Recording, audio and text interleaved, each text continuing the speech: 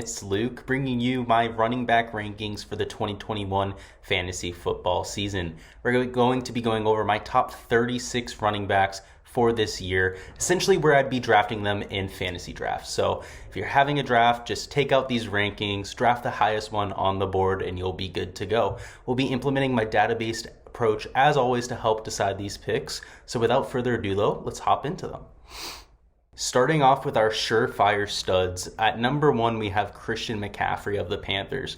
He had an obviously disappointing year last year, plagued by injuries, came in the 50 range in terms of fantasy production, but he was the consensus number 1 coming out of 2019 and into 2020, and is once again the king this year, especially in PPR formats.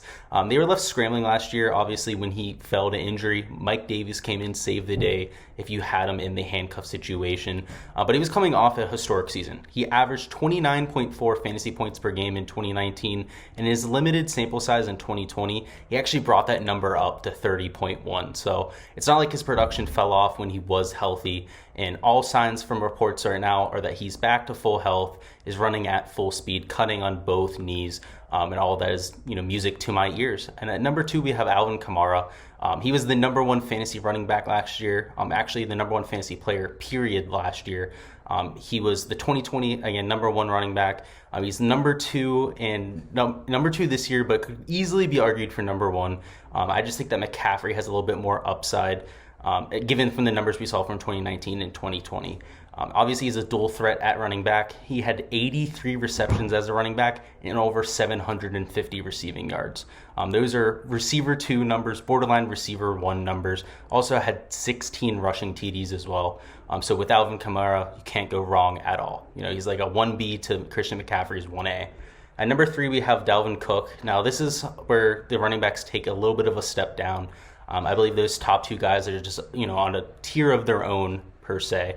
But Dalvin Cook of the Minnesota Vikings was the number 2 fantasy running back last year, finished number 2 in rushing yards, number 2 in rushing touchdowns, also caught 44 passes, so he captured some of that PPR upside. If he caught more passes, if he got some more yardage out of those passes, he would really elevate himself to that elite tier. But as of right now, he does spearhead the stud range. At number 4, we have Derrick Henry, the rushing king from last year, number 1 in yards, number 1 in touchdowns. Way more valuable in standard leagues. In a regular ESPN league where you don't have PPR, he's probably the number 1 pick this year. At number 5, we have Ezekiel Elliott, feed the Zeke of the Cowboys. We saw his production fall off a ton after Dak Prescott's injury last year. Teams just loaded the box, really game planned to stop Elliott. He also had a couple key pieces on the O-line get hurt as well. So I expect a big return from Zeke. I expect a big return from Dak as well.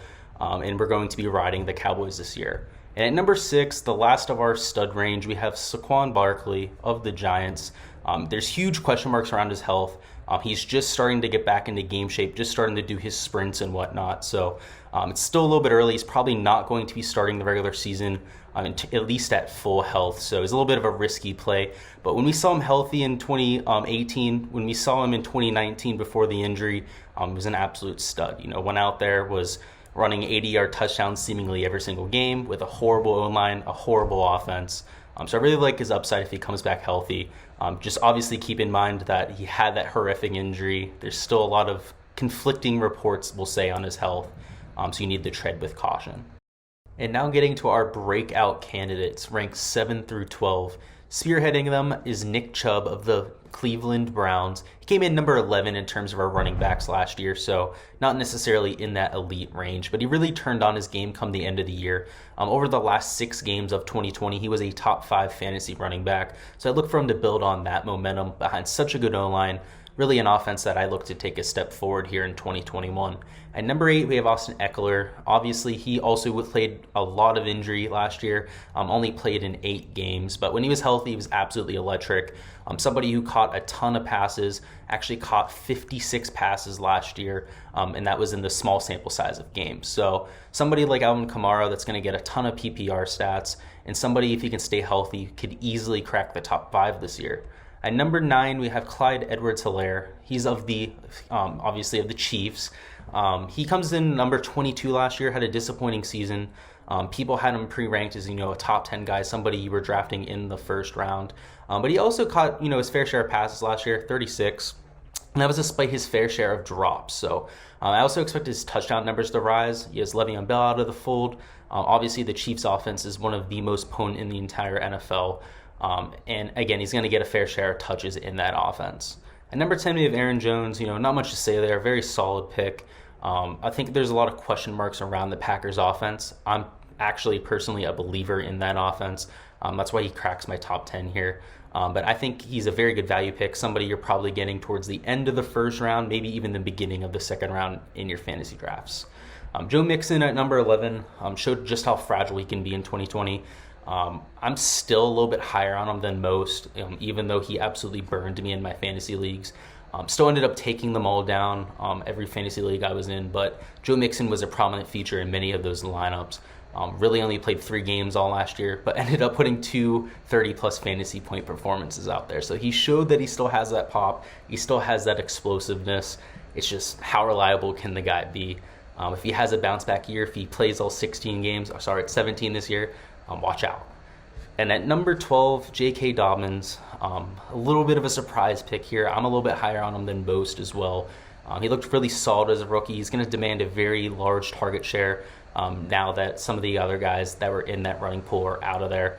The only knock would be the Ravens scheme. Obviously, they love using a timeshare. Obviously, you have Lamar Jackson, who uses plenty of designed runs.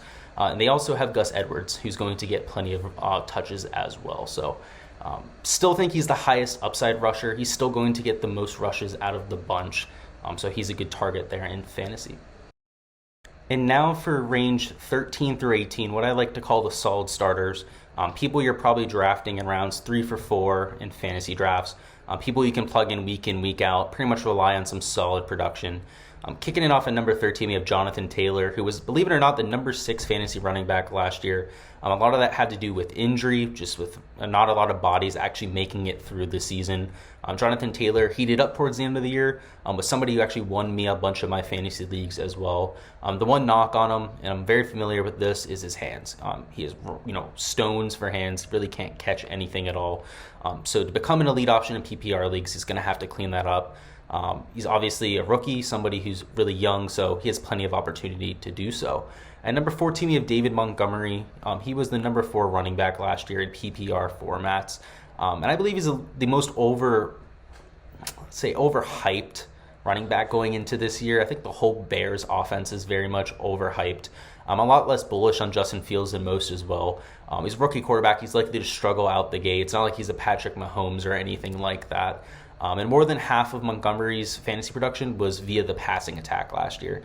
He caught a ton of passes, caught a bunch of touchdowns, got a bunch of yardage as well. So if Justin Fields is going to struggle, that's going to hurt David Montgomery as well. So because I don't have Justin Fields projected very highly this year, David Montgomery follows that same trend.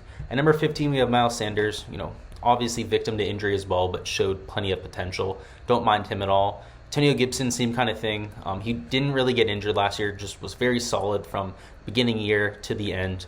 I guess the only disappointing part is that he played every game and still only finished number 13 in fantasy points. So, again, not a huge PPR producer.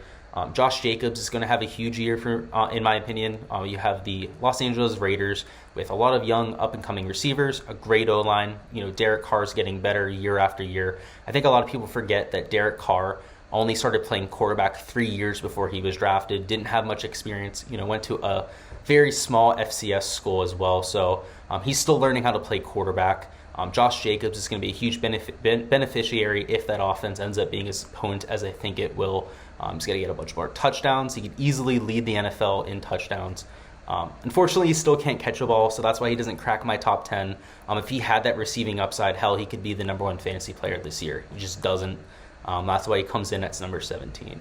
At number 18, we have Chris Carson. The Seahawks have said that they want to run the ball a lot this year. Pete Carroll has been quoted on that. Now, a lot of times that's just coach speak. People, kind of BSing, trying to lay a smokescreen out there. I tend to believe it with the Seahawks. They had a lot of efficiency running with Chris Carson last year, mixing it up with Russell Wilson as well. So If they're going to be giving more touches to their backs, Chris Carson's going to have a decent year. And he was the number 19 ranked fantasy running back last year, so obviously number 18 wouldn't be that much of a step up for him. And now for the diamonds in the rough. These are guys that certainly, aren't safe plays by any means. These are guys that, high risk, high reward type plays for 19 through 24 here. And at 19, we have Najee Harris of my very own Pittsburgh Steelers. He's going to get plenty of touches. Mike Tomlin's made that clear. He was a starting running back in the first preseason game, got plenty of touches in week 2, showed a ton of explosiveness as well. And an offense that's going to be high volume, it's going to score a lot of points, that has already said that they want to run the ball a ton. Najee Harris could very well be in line for a very good rookie season. DeAndre Swift's at number 20. Not much to say here. He was the number 18 running back last year. They lost Matthew Stafford. That's a huge downgrade. Don't really like Jared Goff. They're also somebody, a team with a bad O-line, bad defense, brand new coach, a coach that doesn't seem very strategic. I think it's going to be a dumpster fire, and DeAndre Swift could very well be even worse than number 20. So I'm much lower on DeAndre Swift than most. At number 21, we have somebody on the converse that I'm very high on this year. That is Damian Harris of the Patriots. He was just 53 in our running back rankings last year, but all reports from Patriots camp indicate that Harris has been in much better shape this year. He's looked much more explosive. He's not only going to be the lead back this year, but again, he's looked like a completely different running back. So I also think the Patriots offense is going to be much more productive than most think. Cam Newton only had a few weeks to prepare last year. He has an entire training camp this time around, much more weapons, more familiarity with the system under Belichick as well, one that's very complex. And Damian Harris would be a huge beneficiary if that were to happen. Number 22, we have Mike Davis, now on the Falcons. He was on the Panthers last year, filling in for Christian McCaffrey. He ended up the number 12 fantasy running back last year. Didn't even play every game. I believe it was 11 of the 16 games he played, and still almost cracked the top 10. That's how good of a backup he was, and that's why he got the contract that he did with the Atlanta Falcons. So that offense, I'm about lukewarm on it. I don't think they're going to be great. I don't think they're going to be horrible. But perhaps Mike Davis gives you a little bit of value here at 22. At number 23, we have somebody who I think is either going to be a massive hit this year, somebody's going to finish top 10 in the running back rankings, or somebody that could very well fizzle out, very much a high-risk, high-reward play, and that is Darrell Henderson of the LA Rams. He came in number 36 last year despite only starting 3 games. He got mixed into the bunch with Cam Akers, a ton last year. And Cam Akers was widely considered a top 5 running back this year in the rankings before his injury. And not only did Henderson show potential last year, he's filling in for that high volume spot.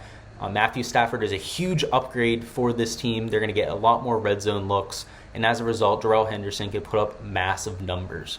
At number 24, we have Myles Gaskin. Not much to say there. He was excellent last year, number 28 in an up-and-coming Dolphins offense. And now for our handcuff range, numbers 25 through 30. These are guys that there's a starter ahead of them. There's a timeshare of some type in play. And these aren't guys that you're looking to start or rely on week to week. They're dependent on a certain situation. Perhaps it's the lead guy going down. Perhaps it's, hoping for a blowout and them running the ball a lot more than usual. But there's a situation where these guys can end up being very good plays this year. So as a result, they make my rankings, and they're definitely worth drafting in some of the later rounds in your fantasy drafts. At number 25, we have Kareem Hunt of the Cleveland Browns. Believe it or not, the number 10 running back last year. He didn't even start one game last year, ended up being a top 10 fantasy running back. That's how good the Cleveland Browns O-line was. That's how good their offense was in terms of their rushing production. And Kareem Hunt is a huge beneficiary of the PPR format as well. Caught well over 50 balls last year. I expect very similar numbers this year. Kareem Hunt's the kind of guy you can draft, kind of keep on your bench. If Nick Chubb gets hurt, holy crap, you have one of the best plays in the entire year. Even if he doesn't get hurt, he's somebody you can use as a spot starter if somebody gets hurt and rely on 10 to 15 points pretty much every week. At number 26, we have Chase Edmonds of the Arizona Cardinals. He was the number 25 fantasy running back last year, despite not starting every game. But he does have the arrival of James Conner. One of my personal favorite players, went to my college alma mater of Pitt, also Pittsburgh Steeler. So I expect Edmonds to get the better half of this timeshare, though. That's why he's the higher ranked on this list. Edmonds showed plenty of potential, big play potential, also the ability to catch the ball, which is both good for actual football sense and for PPR format scoring. So I like him at 26. At 27, we have Raheem Mostert, somebody who finished just number 48 last year in terms of the running back rankings. Didn't have a very good year, was injured for much of it, but really showed potential towards the end of the year when he finally returned to the form. It's more of a dicey potential play here. You saw him pop a little bit at the end. Obviously, he's a little bit fragile, gets injured from time to time, but you're not having to take a huge gamble on this guy. You're not drafting him in like the 3rd or 4th round by any means. So I like him in terms of fantasy production for 2021. At 28, we have Devin Singletary. I don't love the Bills' backfield just because they're such a pass-heavy offense. But if I was going to take one of the running backs from that timeshare, it would definitely be Singletary. He's somebody who's more of a receiving threat, caught a lot more balls than Zach Moss last year, was also the starter. So if I'm going to take one of those two, it's going to be Devin Singletary. At number 29, we have Javonte Williams, a rookie for the Denver Broncos. Their offense is going to look a lot better with Teddy Bridgewater. They pretty much already gave up on Drew Lock. And the rookies had a lot of opportunities in camp so far with Melvin Gordon out. And from the reports that we've heard, and again, it seems like every rookie's just getting, applauded, like they're all great or something like that. Obviously, it's not all true. But all the reports say that he's having a good camp. And if he ends up getting the week 1 start, he becomes immensely more valuable. Melvin Gordon's obviously, just 2 seasons ago, he was a top 5 running back in the NFL. So that's why there's a little bit of caution here with Javonte. And at number 30, we have Travis Etienne of the Jaguars. Obviously a rookie who's coming into what's supposed to be a bad offense. He has a lot of talent. He's shown a lot of potential. Obviously, he has Trevor Lawrence heading the way, but it would be fickle at best to say that we expect him to have good numbers when the offense probably isn't going to be scoring very much at all. And now finally for our flyer picks here, the last 6 picks. At 31, we have Gus Edwards of the Baltimore Ravens. Now, Gus Edwards finishes the number 37 fantasy running back last year. Again, he never started. He's not going to see that many carries after Lamar Jackson and J.K. Dobbins. But if the guys end up getting hurt ahead of him, J.K. Dobbins, if he ends up starting some games, the Ravens run the ball a ton, so he'd end up being a productive running back if there's an injury to Dobbins. At number 32, we have Melvin Gordon. Again, he's in that timeshare with Javonte Williams. Same thing with Zach Moss at number 33. He's in that Singletary Moss timeshare. At 34, though, we have Philip Lindsay, who I think is a very interesting pick in 2021. He's in a timeshare with David Johnson. And while he didn't have a great year last year, didn't play very much, maybe he's behind Melvin Gordon, he's shown potential. He's fast. He has that explosive, big play potential. But moreover, David Johnson is a piece of glass. He gets hurt at the first sign of injury. First time he gets hit hard, the guy seems to never get back up. So as soon as that happens, Philip Lindsay is in line for a lot of work and a big year. At 35, we have Tony Pollard of the Cowboys. This isn't a timeshare. Zeke's getting all the carries, at least that he can handle. But if Zeke goes down, Pollard is by far one of the best backups that we've ever seen in the NFL. It's really a shame that he doesn't have a starting job at this point. He's explosive, he's powerful, he's one of the fastest running backs in the NFL, and if he goes down, he could finish as a top 5 fantasy back.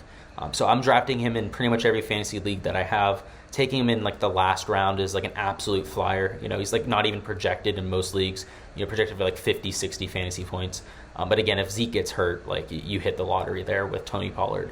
And finally, our last ranked running back, the last one I really would consider drafting in terms of fantasy, would be Latavius Murray of the Saints. And again, it's a very similar situation as with Tony Pollard.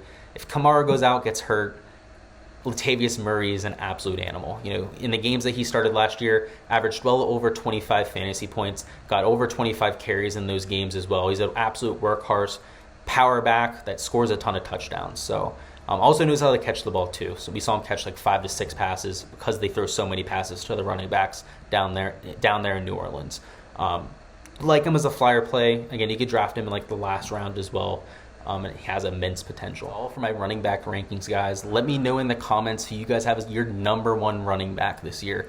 I'd love to hear it. Is it Christian McCaffrey? Perhaps it's Alvin Kamara, or maybe even Derrick Henry. Kind of depends on your scoring format as well, so make sure you leave that there. If you guys enjoyed the content, make sure to like and subscribe. It really helps me out with growing the channel. Also, make sure that you guys can catch it as soon as I post it in the future. So it's a win-win. Make sure to do that. And good luck with your drafts. You can leave any questions in the comments if you have them as well. And I'll see you guys tomorrow for my wide receiver rankings.